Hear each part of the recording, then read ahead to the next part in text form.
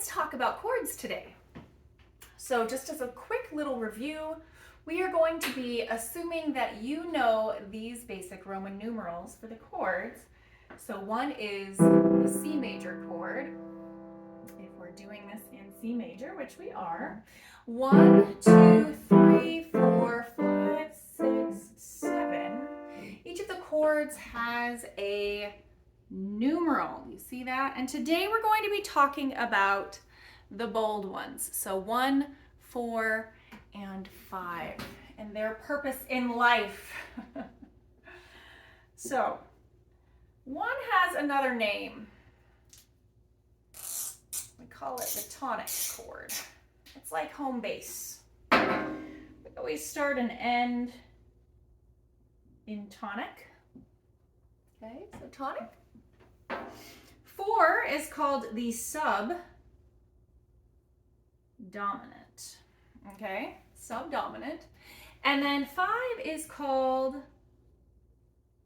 the dominant. So subdominant means just below dominant. Anyway, so the chords we're going to be talking about today are the 1 chord, the 4 chord, and the 5 chord. Okay. And that's what they are with their Roman numerals when we play them in root position.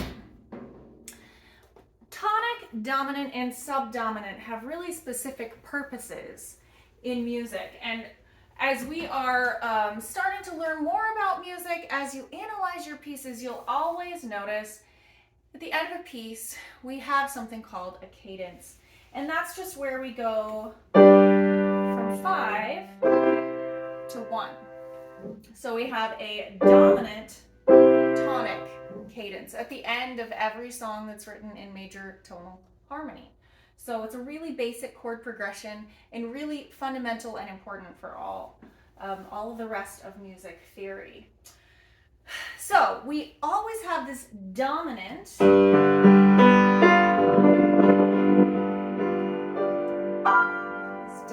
chord sets us up and prepares us to resolve to 1.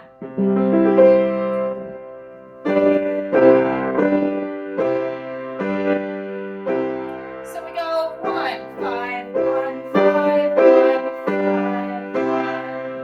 5, 1. So the tonic and the dominant, they're very, very final. They give us the cadence at the end of the piece. They show us that we have arrived back home. So that's what the tonic and the dominant do. We always start and end on the tonic. The dominant always sets us up to return back to the home key, to the tonic. So that's what the tonic and dominant are. And then the subdominant is the next most important. Usually the subdominant will set us up for the dominant chord. So just to make things a little more interesting than just going 1, 5, 1, which some songs just only use those two. But let's add a little more color, a little change of character. 1, 4, set up for that dominant, and then dominant tonic. Okay. So that's a really, really basic chord progression. Let's write it out on our board. 1, 4, 5, 1.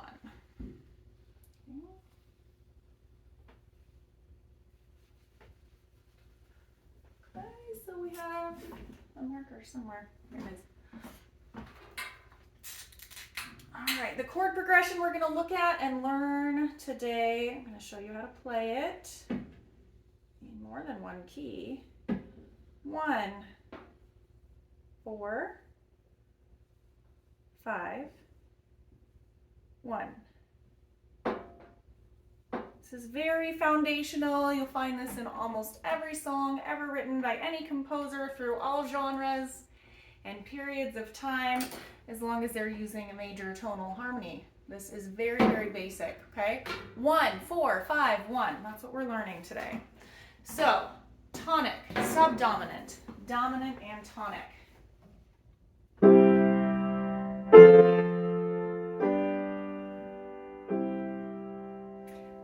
very simple way to play it. 1, 4, 5, 1. We might place the voicing here. 1, 4, 5, 1. Okay. 1, 4, 5, 1. Okay, we have lots of different ways we can place the notes. And what I was doing in there, I was still playing 1, 4, 5, 1, and I'm just sort of moving the pitches around, placing some of them in the tenor, some of them in the alto, just changing around where the inner voices are in those chords to make it more interesting. Anyway, what I will teach you today is just the simplest form of this 1, 4, 5, 1. Okay, so we start with C major chord. We've got C on the bottom, and then you're playing G with your thumb, and then a triad in the right hand. C, E, G. Okay, this is 1. Now the next chord we want to play is F major. Okay, so now we go up to F, and then you're just playing only that note with your left hand, right? And then we play C, F, and A. So we're playing the F chord in an inversion here. Go. Okay, so that's 1 and 4. And then we're going to go to 5. Play G with your thumb. Reach down to the B. Play D and G. There you go, 5. There's your 5 chord. That's a G major chord. And then resolve back to tonic. Okay? So basically what you're doing with your right hand is you're taking this triad. For the 4 chord, you move up a third. Then coming back to that home base. For the 5 chord, you move the bottom 2 notes down a third, or down to the next, to a third next to where they were. Okay? So we're moving up, and then we're moving down. That's 1, 4, 5, 1, okay? So that's the 1, 4, 5, 1 chord progression. And this, today I showed it to you in C major. What I want you to understand is that this is the basic framework for any key, okay? So you can play this in C major, you can play it in F major, you can play it in D major, you can play it in G major. Like every single key, you can play these chords. And the reason why we use Roman numerals is because then it transfers to every single major and minor key, and the harmony and the patterns of chords and the way they interact with each other, the way the dominant sets up for the tonic, it remains the same no matter what key you're playing in. Okay? So, taking this idea, let's just shift it not very far. Let's shift it up to D major and see if you can figure out this 1, 4, 5, 1 in D major. So now put the pinky on D, and let's find the tonic chord in D major, which is D, F sharp, and A. Okay, we'll play it like this with this voicing: D, A, D, F sharp, A. Okay. That's the 1 chord. Now you're going to come up to the 4th note in the scale, G. Lift these top 2 fingers up. So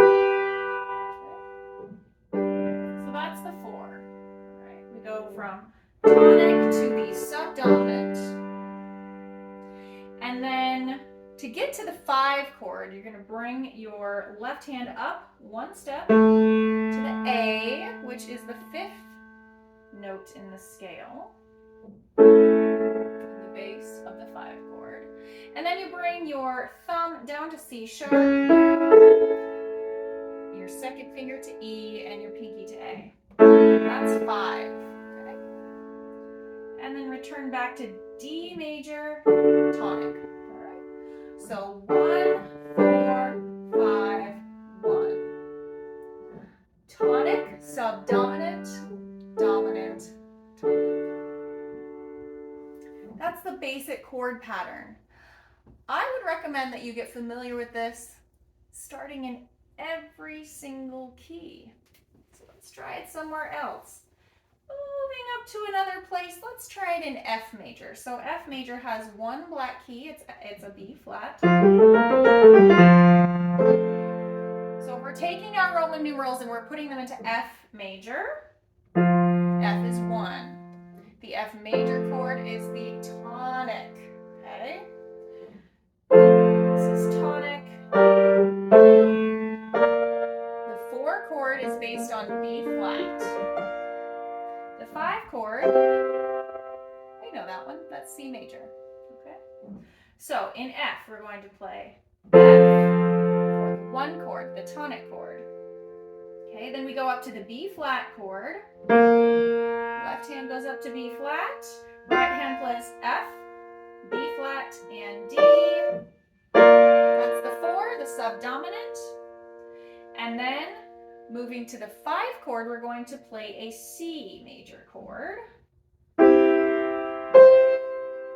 so we build it with the thumb on C in the left hand, thumb on E, second finger on G, 5th finger on C. Okay.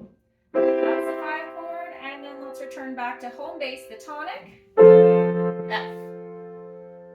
So that's 1, 4, 5, 1 in F major. Now, without taking time to stop and slow down and explain it all, I'll play a couple more for you, just so you can see what they look like as we keep moving to other keys. Let's try G major.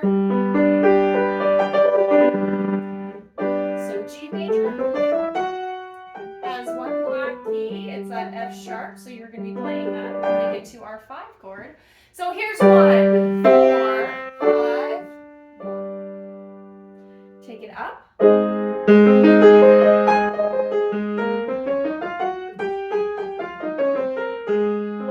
A flat major. Take it up.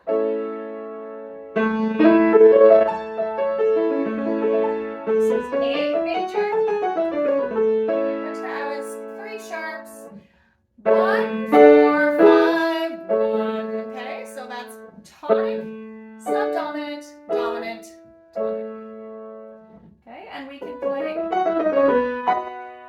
this in every single key. Let's try it in B. 1, 4, 5, 1. So that's a couple of examples, a couple of white keys, a couple of black major keys that you can try figuring it out. See if you can figure it out on your own in E major, or what's one I didn't show you yet. Ooh, let's try C sharp major. That one's tricky. Go ahead and try and figure out this chord progression in all the major keys and just get familiar with that. Okay? So this is just the introduction, the beginning of chord progressions, how we move from one chord to the next, the titles of each of the chords, their names like tonic, subdominant, dominant, and tonic, and then a basic 1, 4, 5, 1 pattern. See you next time.